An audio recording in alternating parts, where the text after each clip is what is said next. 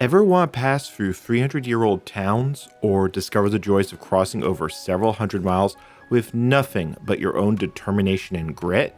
If so, welcome. I'm the Restless Yankee, and in this installment, we're going to explore some bridges. Oh, wow. See century-old sites. Been on the lookout for one of these for a while. This is a Civil War memorial. Cross some rural, rugged back roads, end up stranded in difficult scenarios, and deal with some chronic health issues. Yeah, this is going to be an adventure. For those just tuning in, this is the second leg of my trip across New England, with the previous installment linked in the description. Our journey begins on day 5 in the city of Poughkeepsie, New York, picking up from where I left off with a bit of sightseeing. Specifically, I was looking at the bridges crossing the Hudson River. This is the Mid-Hudson Bridge, the main crossing here for cars. Okay, trip update. So I'm currently standing on the Mid-Hudson Bridge, and I gotta tell you, I love these type of steel bridges. I'm currently biking west towards Kingston, and then I'm going to bike a bit north and then across the walkway over the Hudson. Originally a railroad bridge built in the 1800s, the steel trestle was left abandoned for over a century until the efforts of a few volunteers got it converted into a walking path. As I crossed, I met with Fred Schaffer, who was one of those who championed the project to preserve the bridge. He has some talks talking about the preservation project, and I have linked to his YouTube channel in the cards. It's really neat stuff, especially if you love the Hudson Valley. However, for me, this was an appetizer for the main event. Poughkeepsie is where I pick up the Adventure Cycling Association's Atlantic Coast Trail, which I had intended to be my main route towards Boston and Maine, but we'll get to that. After taking my fill of the Hudson Valley, I started heading west. This would begin a long string of nights where I would be scrambling to find places to stay or set up for the night. When I got to Millerton, there was no place that I could easily put a tent on. I was at a diner, and one of the guys there offered to let me put a tent up in his yard. So that's where I am now. And one of the uglier truths of bike touring is that services can easily be hours apart, and even if they weren't, motel costs can add up fast. I had expected to spend many nights out of my tent, but finding acceptable spots can be exceedingly difficult at times. This isn't helped by the fact that I've been struggling to do more than 20 to 30 miles in a given day. Past me describe things more in depth as I reach the town of Clifton Corners. okay, so I don't know what to say about this one. Largest problem is there's no good place to stay around here. So right now I'm in a park, and there's a place or two I could pitch the tent, but so a good, lot of bad. All right, anyway, I'll see you when I see you. This is a pattern that would repeat itself as I headed westward. I'm going to sum up the next few days since in practice there's only so many ways I can report on beautiful views and good riding.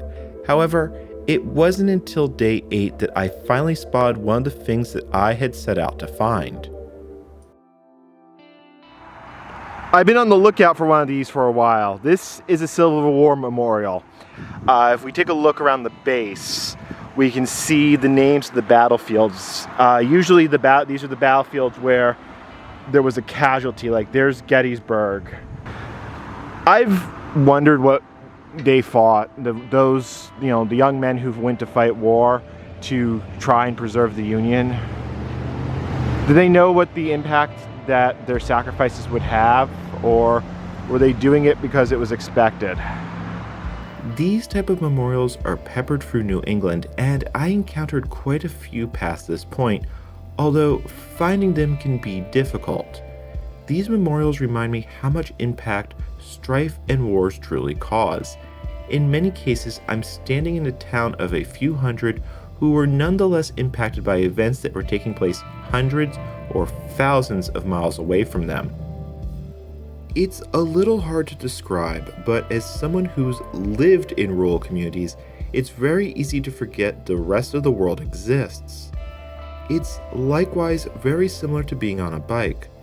On a day-to-day basis, my only concern is picking up and moving to the next destination. It also means that you become acutely aware of when things aren't quite going to plan. As it so happens, also on day 8, just after passing Norfolk, Connecticut, that I got caught between cities with no place to stay while suffering high pain and fatigue. Okay, so this situation's gone somewhat worse. There's nothing in Norfolk, so I'm continuing on into the night. Alright, I'm 0 for 2 right now. Google is proving to be incredibly inaccurate. It first pointed me to a field that was a swamp, and the second one, it said it was a park, it's a driving range. Night began to fall, and to put it bluntly, this was becoming an increasingly dangerous situation. As you can probably see, I'm down to headlight power now. This should last at least 2, maybe 3 hours, so I'm not too worried about ending up in the dark, but it's not good.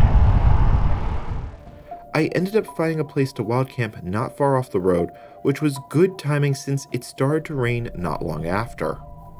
I may have found salvation. There's a pullout here of some sort. The highway's up there. This isn't on the map. I got the tent up and had a fitful night of sleep, followed by a fun encounter with law enforcement the following day. Okay, welcome to day 9. This is not off to a great start.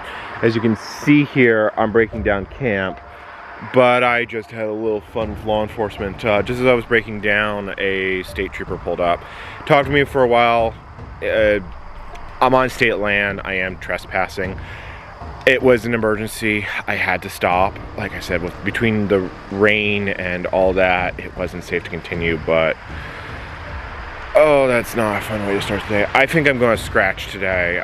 There's a place I can... Ahead of me was the town of Windsor Locks, where I decided I was going to hole up for a bit in a fairly meh Motel 6.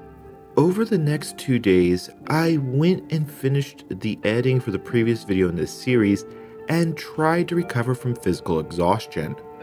Setting off again, I found the days of rest had not helped as much as I would have liked.